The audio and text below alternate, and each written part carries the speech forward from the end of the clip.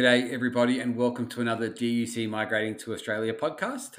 My name is Wes Zan, and today I'm joined by Susan. So, Susan, welcome. Hello. Thanks for having me. No, thank you because you are coming in from Belgium That's and correct. you are crazy because you're doing this at 4 a.m. in the morning. Yeah, I know. I don't know. Like I say, I was thinking about it for a couple of days. I was like, what am I doing? I already have to get up early enough for I work. know it's horrible, and it's daunting as well. When we do the podcasts, we do them at like Sorry, the webinars we do them at 8 o'clock UK time. So depending on the seasons, if it's daylight savings and that, I'm up at 4 a.m. every month. Yeah.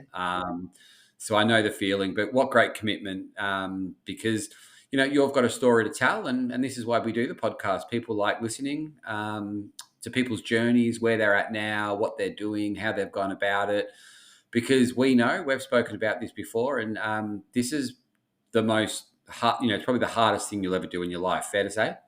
Yeah, definitely. Definitely. I wanted to give up a few times, I think. Yeah, Just and it's for your mental health, I think it is, because it really does get to you. yeah, yeah, and there's no answers, is there? Sometimes with immigration, you just work and Yeah. put in all the effort and do everything you You have can. And zero control over it. yeah, So it's nuts. It's yeah. nuts. So, firstly, I've got to ask, what do you do in Belgium? What's brought you to Belgium? So I I met my partner in Crete 16 years ago. Yep. We were both working there as animators. Do you know what animators are? I do. It's my middle child. That's his dream job. There you go. Ah, okay. That's like in hotels and stuff. Like Oh, sorry. I thought not you meant someone who's drawing animals. yeah, I did think. No, there's like people that work in the hotels, and then when you go on holiday, they make you like do fun stuff whilst you're Yeah. on holiday in your hotel. So Ah, we cool. So used you're to like do a that, and presenter. then yeah, and then we used to do that when we were young, twenties, in our twenties, and then we ended up choosing to come to Belgium. I don't know why, because I didn't speak any Dutch at all. Um, and yeah, we ended up coming here, and we've been here ever since. And yeah, I studied. I did like a course um, as a painter and decorator about I think 14 years ago. But there's Hmm. been a break in between that, so yeah, that's where we are. Very good. Very good. So you're initially from the UK. Yeah, that's correct. Yeah, I missed Yep. that bit. Yeah. And Ava, your partner, she's what passport she got? She's from Belgium. She's Belgian. So Okay, yeah. cool. Yeah. So and how you dealing with it? Like you said, like the Dutch language. Is it tough? Are you getting like like through it? Does it make life harder working, or you're sort of just used to it a bit now? Now I speak fluent Dutch, so I do apologize on the podcast if I end up saying something weird. We call it Dunglish. It's like a mix between Dutch and English. Ah, Um, very good. yeah, so I speak Dutch most of the day because obviously with my clients and things like that. Um, but at home we speak English because when we first met, I couldn't speak Dutch. So Yep. it did make it challenging doing the English test again. Yeah, I bet. I bet.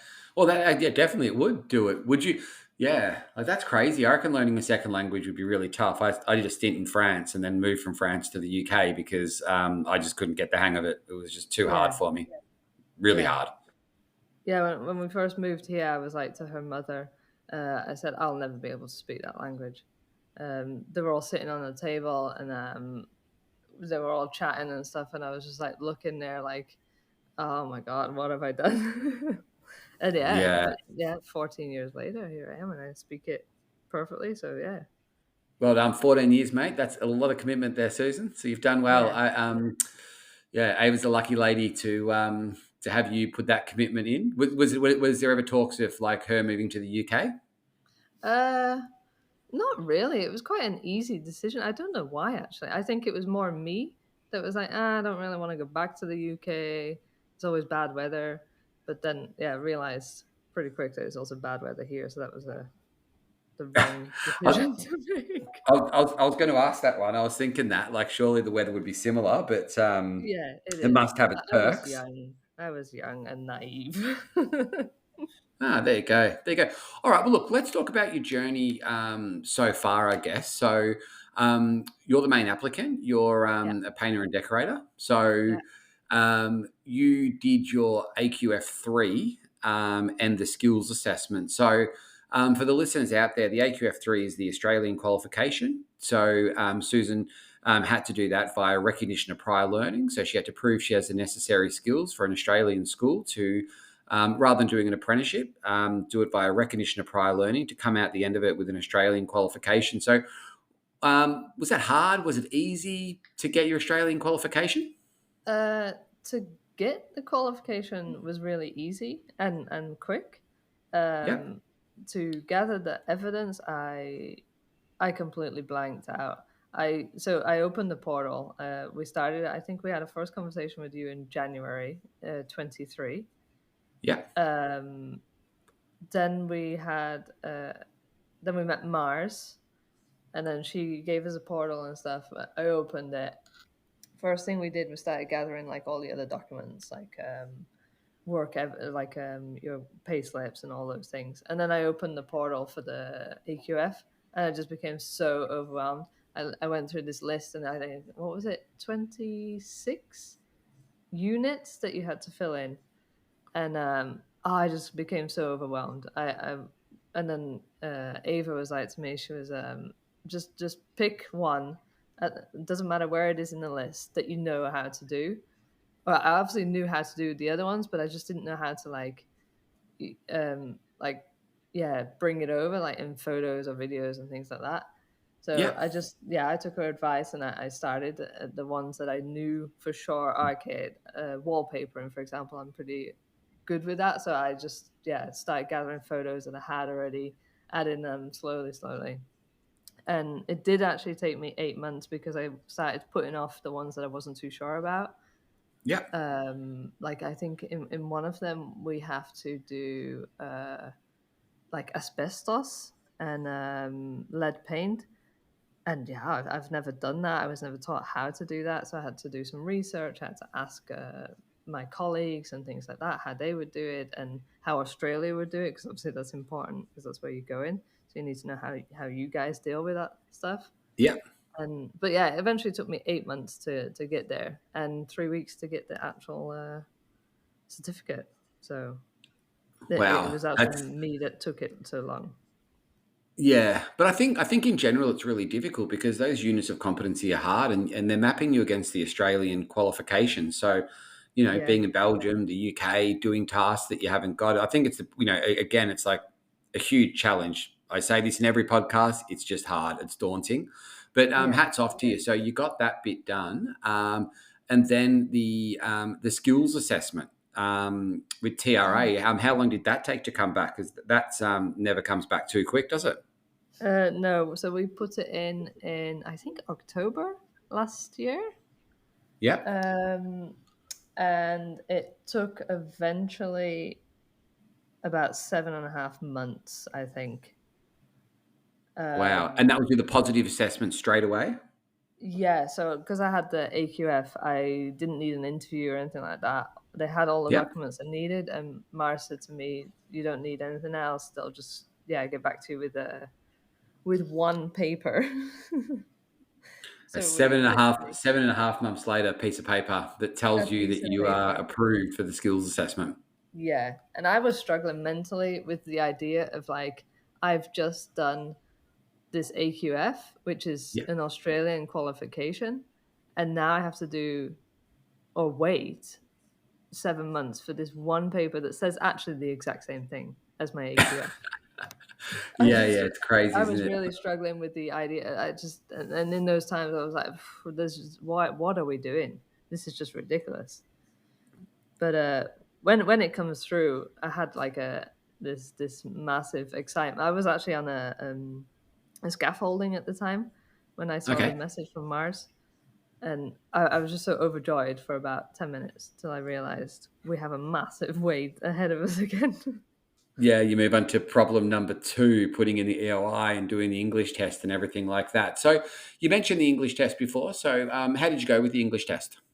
Was this was the worst part. See, I had just babbled on about the AQF, but this for me was horrible. So there's I think because the story behind it, um, when we originally was gonna do, so we were waiting for a what was it now, skills assessment, and in Yep. that time I had been in contact with an employer. Um, so I was Chava had done her test and she passed with 90s, even though she's not from the UK. So she passed with full points. Um, and then yeah, I was talking to the employer and I was like, she was saying, yeah, we can sponsor you. So I was like, oh yeah, I don't have to do the test because with the if you get sponsored, apparently you don't have to do an English test if you're from Yep, the because you have a UK. UK passport. So for the Yeah, listeners out there, if you're going on the sponsored pathway and the 482, if you've got a UK passport, you don't actually require to do the English test. So, yep, but carry on. yeah. So I was like, oh yeah, I don't have to do it. And then my skills assessment came through, and we contacted the employer, but she was quite like um, quiet and she wasn't saying much. She wasn't moving on with like the process. But we thought it was just because we were waiting for the skills assessment. And then it turned out she wasn't quite ready for sponsorship at the time. And yeah, so I hadn't done the English test when I got my skills assessment. So we weren't ready. We couldn't put in our EOI because we didn't have enough points. Yeah. So yeah, then I was forced to do this English test. And so I started, no, I didn't study, sorry. I just immediately went to do the test because Ava passed hers. And I was like, oh, I'll be able to do that. That's fine. If she can pass it, she's not even from the UK. Yep. Um, no, I didn't pass it. I got 63 in listening and writing, which is, yeah, not enough. You needed 65 in all sections to get 10 points. Um, so then when I read that, I was like a child. I cried. I bawled my eyes out. I was so upset. And then Was Ava like, like gloating a little bit in the background because she got 90 in each absolutely not. section? She No. was so Very supportive supportive. of you? Yeah, she was so supportive. Because like I said, I was like a little child. I was crying. It was like I was back in high school again. Um, And I said to her, I'm not doing this. I'm quitting. I give up. And then she was like, ah, it's okay, it's okay. And she was, like I said, she was so spoiled. But then I think about 2 hours later, I was like, no, this is not going to be the reason we can't go to Australia. Well done. So then, yeah, I put my big girl pants on and I started studying. I studied for about 3 weeks, I think. Immediately booked the test again as well, because I think that's important. You have to book the test because Yep, good otherwise point. it won't motivate you because it costs you a lot of money as well. It won't motivate you to study. So I did that and then I took the test and I got the 10 points that I needed. Awesome. Great Yeah. news. Great news. So you battled through the English test. You've got through, and hats off to you too, getting the AQF3. All this are challenges, listeners. Like none of this is easy. We say it in all the Yeah. podcasts or in the webinars, and I think that's why I like it, Susan. That you wake up at 4 a.m. in the morning in Belgium. I can never say Yeah. that's happened before. To to tell us your story, but when you get down to that point, do you reckon if you didn't have Ava there with you, do you reckon you would have pulled the plug a little bit on that, or you reckon just Yeah. the support that she gave Yeah. secured that? Through all of it, I would have, if she wasn't by my side throughout all of it. I think also with the AQF, she supported me a lot. She was like, you know what you're doing. You just need to, yeah, just stop overthinking everything. And yeah, without her support, I definitely would have given up by now. What a legend. What a legend. And listeners, just, if you are the partner, if the main applicant, just be there for your partner because, for Ava, she's getting sort of, I guess, like a free ride at the back of Susan's hard work and that commitment that you got to put in and that pressure falls on. Susan, I speak to so many of the lads that are doing their English tests that are so scared, like what you were Yeah, saying, being tradie and everything like that. as Obviously, it is. you've Yeah, yeah. had a few, you've been living and you've been speaking a different language, Mm. which is obviously pretty hard to learn, but then obviously speaking that at work and everything, still speaking a bit of English at home.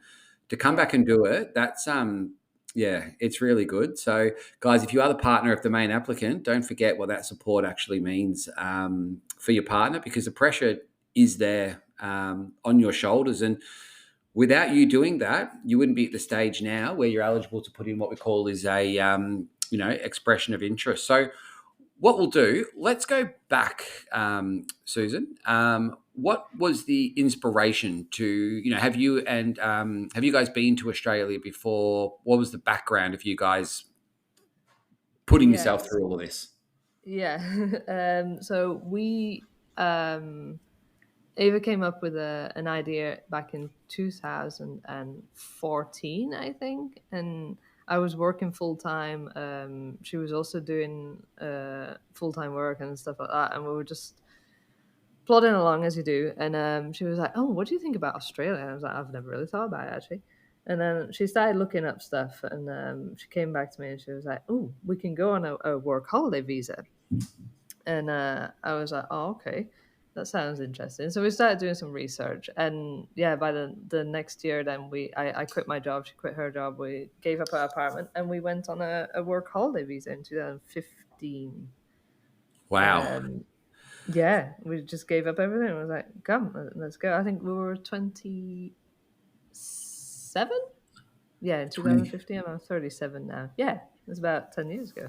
Yeah. Oh God, yeah, it's about 10 years ago.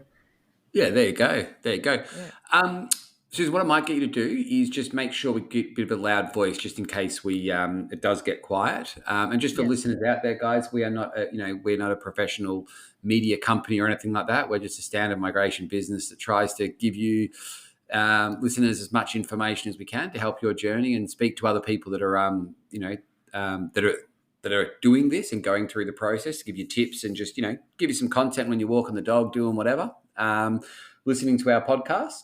So, okay, cool. So when you first came to Oz, you did the research, her idea. Where did you arrive? We arrived in Melbourne. Nice, Uh, nice. yeah.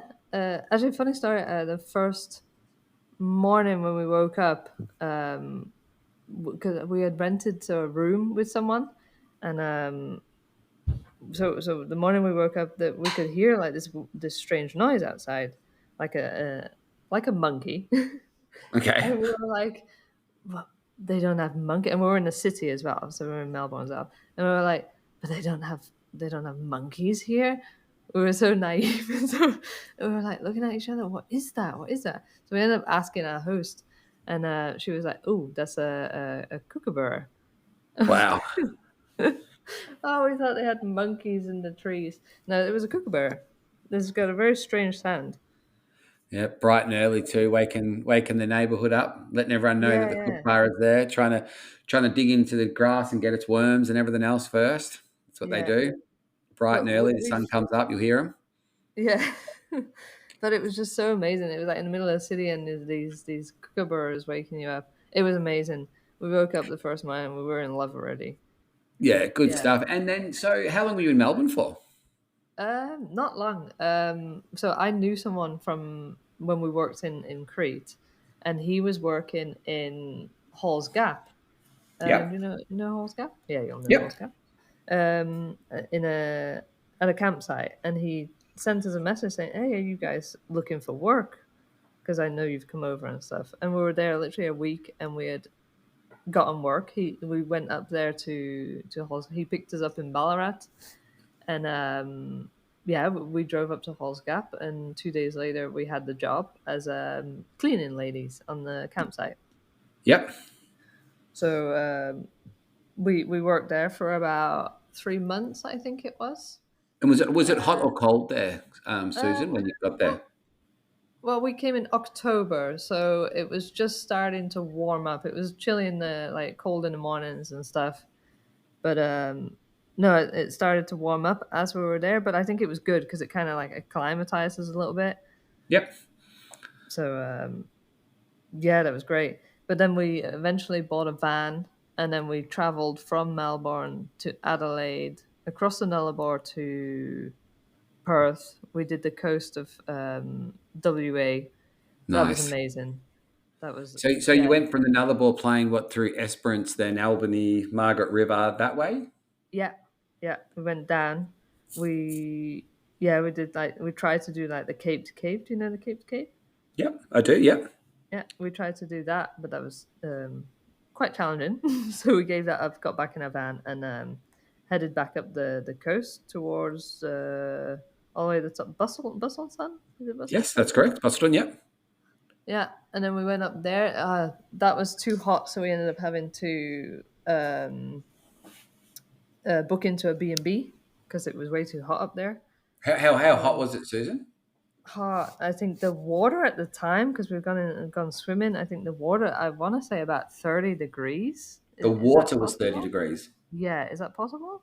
Yeah, definitely Yeah, 100%. I got my pool and heating now, actually, at the moment. I'm trying to get it to yeah, 35. So, yeah, 30 is definitely possible.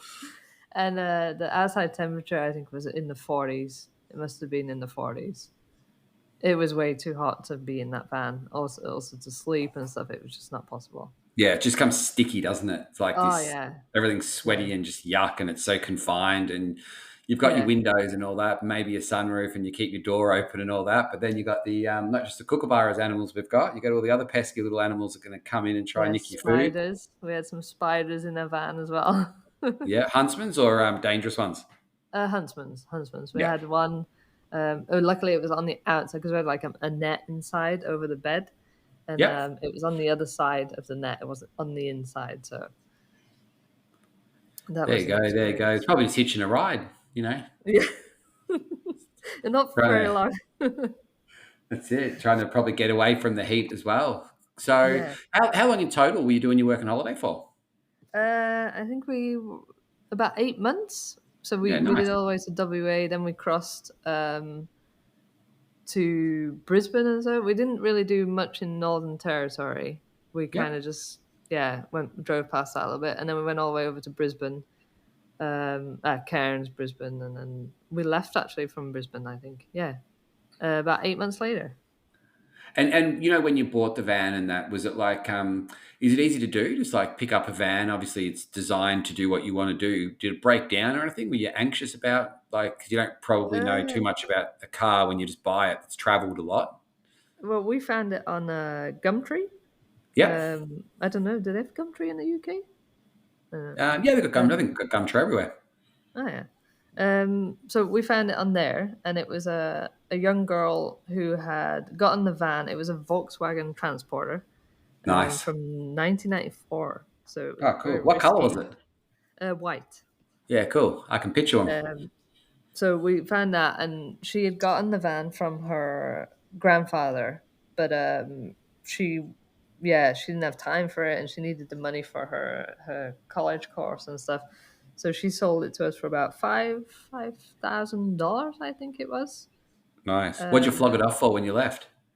the same. We sold it for the same, even with a rattle underneath. It had a weird rattle. I think that something had come loose, so it needed some Okay. welding. Yeah. But we were honest about it. We didn't hide it. But it Yeah. also had a lot of material in it. We had solar panels, we had a battery, a fridge, and some camping gear. So yeah, that kind A of spider. compensated. Yeah, Came with its own little spider and net and everything like that as well. yeah, There a you go. spider. Yeah, You furnished it with animals, native animals, yeah. like dingoes, and the people you sold it to, what were they doing? Were they Aussies or were they like other travellers that were just going to keep on No, he using was the vehicle? he was a local from Brisbane, and he needed the van because he worked from his computer and stuff, and he just liked to get away here and Yeah, there, and he thought, yeah, it's a great van to get away with. geez, that would be a good So life, yeah, wouldn't it? yeah, but great story. I sent him a message about 4 months ago, asking if he still had the van because I thought if we come over, I would love to like buy the van back off him. Yeah, did he? Um, he did not, but he did get Oh, back to me, which I thought was awesome because it's like 10 years ago that we sold him the van. And he said that he had some great times with it, and that he had sold it to, or he had traded it in for another car. He said gotcha. so. Yeah, how cool would that have been though? I love that idea Yeah, that would have actually. been I would. awesome. People don't think about stuff like that. When I went, I had a panel van, a windowless WB 1980 panel van. It was my pride and joy. Used to work from it, take it away surfing and everything like that. Just Yeah. beautiful, old school Holden car. And then when I decided to go traveling from Melbourne to Ayers Rock, I was a pretty quick decision. I actually sold it to a mate, Susan. And then Yeah.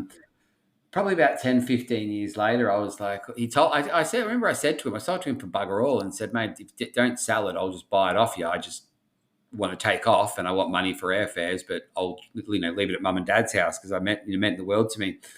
The Yeah. little bugger painted it bloody orange, tried to turn it into something that it wasn't. It was already a cool car. And then, he sold it Oh, later. I missed out. It's one of my biggest regrets, like not being yeah. able to keep something that meant so much, because I'd love for my kids to be able to cruise around in it now, because now it'd be like nearly a 50-year-old car, wouldn't it?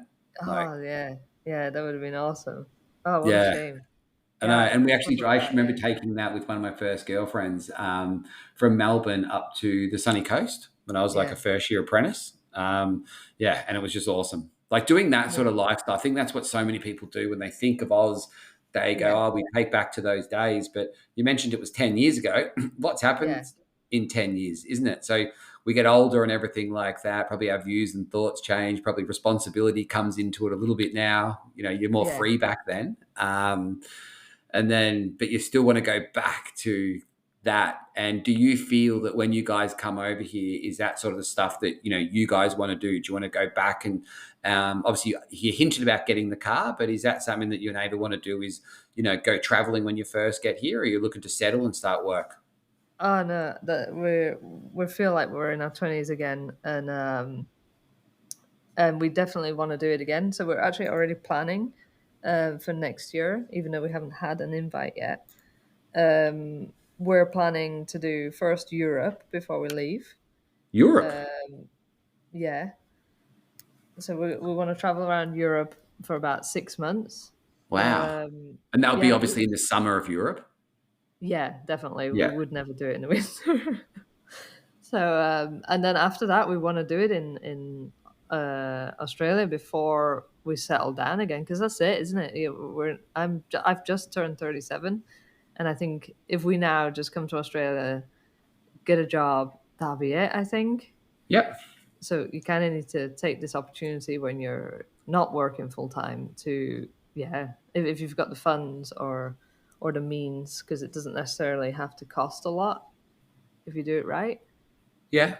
And And how do you do it right? How do you travel right cheaply in your mind? What would be good, a few tips or whatever? we're really stingy. We don't buy anything. Yep. So we'll for example, we'll just buy a van. That's your biggest cost probably. Yep. And in Australia, the great thing about Australia is you have lots of free camping, and they're Everywhere. great places. Yeah, because people are like, oh, free camping, that's a bit dodgy. But we never had any issues. If we felt uncomfortable in any of the spots that we were in, we just left. Yep. And we tried to pick spots where there was already people. And they were amazing. They were amazing. And yeah, often they have toilets. Okay, they're nasty toilets. Yeah. And But that's got, well, they usually losing that everywhere. Do you fish, or do you like fishing? um, I like the idea of fishing, but I can't fish, no. I tell you what, there's some awesome spots in those free camps. That's what I used to do. I used to the cheapest meals ever was cans Yeah, of tuna, yeah, plain pasta, potatoes. So when you have a yeah, fire at night time and all that, I used to just dig a little hole and put me potatoes, put me spuds in like a bit of, I don't know, butter and stuff like that, wrap them up in foil and put them under the coals. yeah, And then they just sort of cook overnight. It doesn't, you can't really burn a potato. It just gets super soft, doesn't it? yeah, Um, yeah, like jacket potato.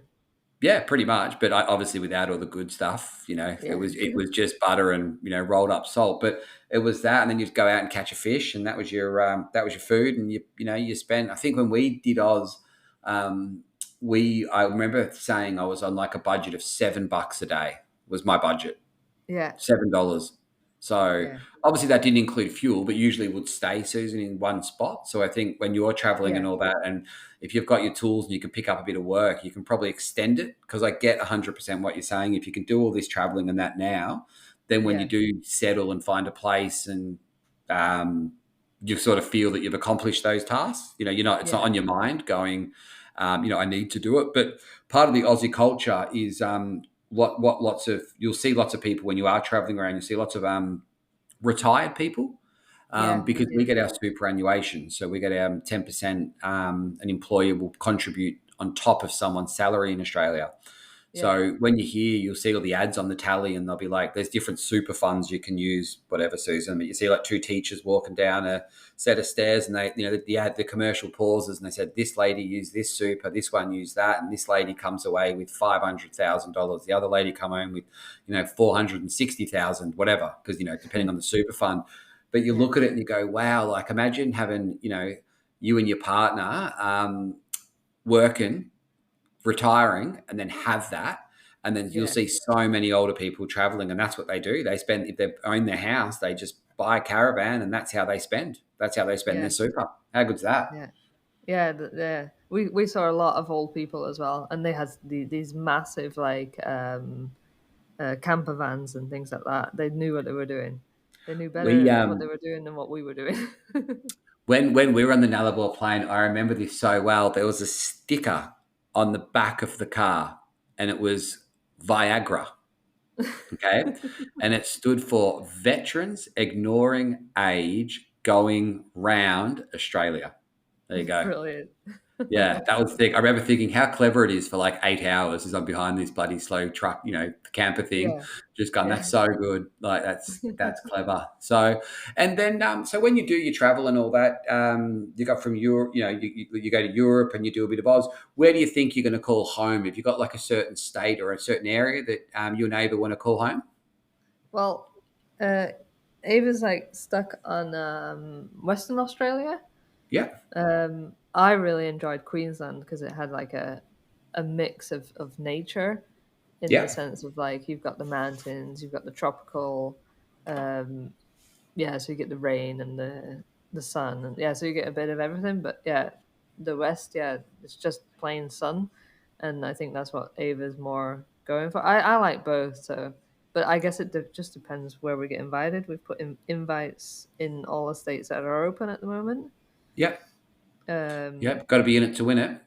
yeah, well, we've only got 65 points, so I'm going to try and do the English test again Yeah. um, to try and generate more points. Uh, and then, yeah, I guess it depends where we get chosen, like, or invited to, I think. And then, because obviously, that like I always find that like depending where you are in Queensland, obviously these states listeners they're huge. WA is just massive. If you look at the map of Australia, it's like a third of the whole country, so it's huge. And Queensland's another Yeah, massive state compared to us little people in Victoria and New South Wales. We're yeah, sort of and small Adelaide and little stuff, bits, but yeah. we somehow have more population. Anyway, yeah, the humidity and all that can sort of you feel that sort of more at the tropics. Obviously the Yeah, tropical areas of Queensland, where WA it's that more sort of dry heat, so it's a bit less sweaty, I find. yeah, But again, it depends. If you're on the top of WA, it's very different to sort of like the bottom, yeah, um, of it and everything. And then, you mentioned before, like the disappointment you had where, in your mind, you're speaking to someone in Australia, they're an employer, and they're sort of going, yeah, yeah, yeah, really keen, keep us posted. What do you do? You get your skills assessment done. You're like, yep, this is the visa I want to come on. And then they turn around and take that away from you. I can imagine that's just a pretty shit feeling, to be honest. yeah. But So, at the same time, have you thought about like hitting more employers up and everything like that? um, yeah, I have. Because yeah, this is like the second time that this happened to us. Hmm. The first time was before we found you guys. Yep. The first time, I think yeah, it was also our own fault, but we didn't know anything about the process or what we had to do.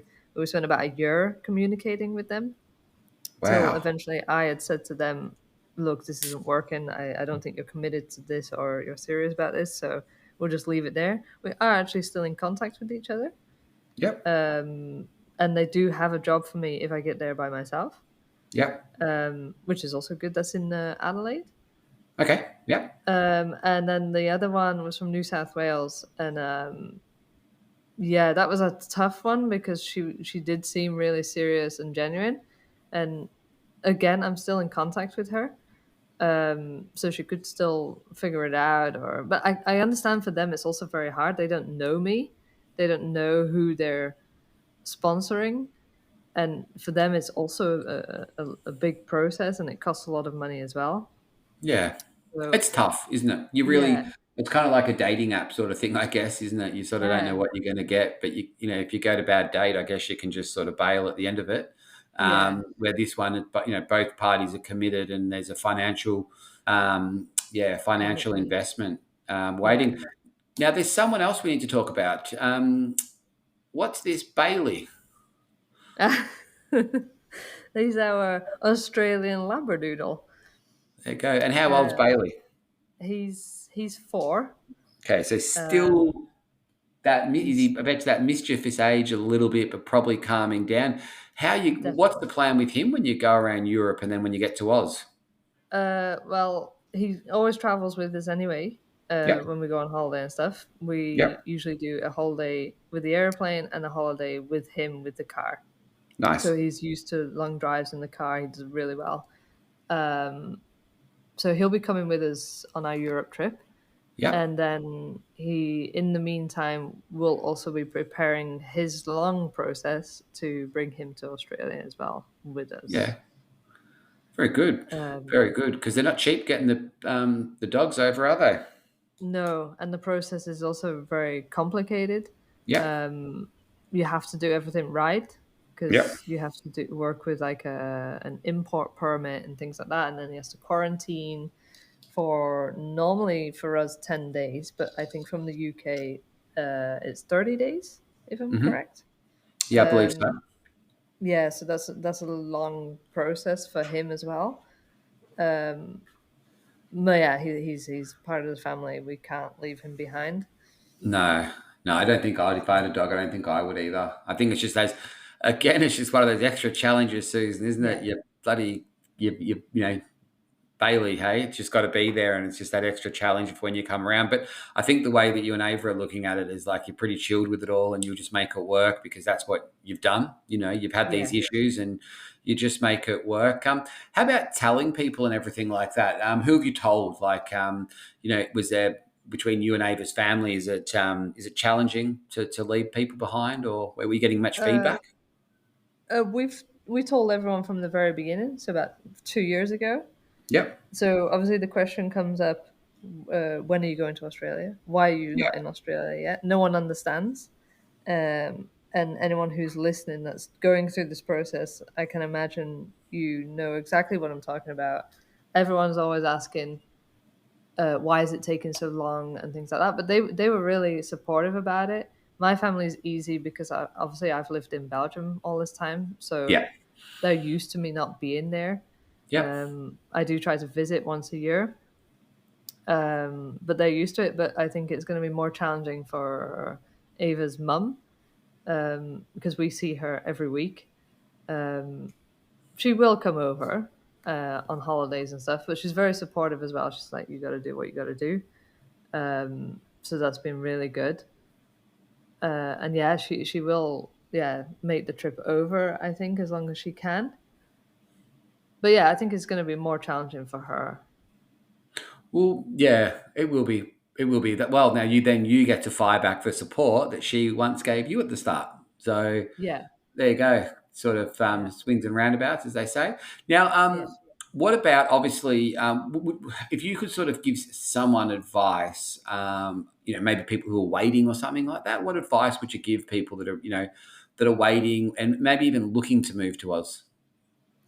Um, Patience is is key, um, and you need to, I think, let go of the fact that you think you have control over Okay. anything or any part of it. I think is the main one, and basically, yeah, the I think the main is enjoy the time that you have at home, Yeah. in the UK or wherever you are before you leave, because I do think, okay, we're not there yet. We're still at the EOI stage. We're still waiting, but it will come around quicker than you think. And yeah, you need to enjoy that time and try not to stay focused in that limbo because you're always in limbo, aren't you?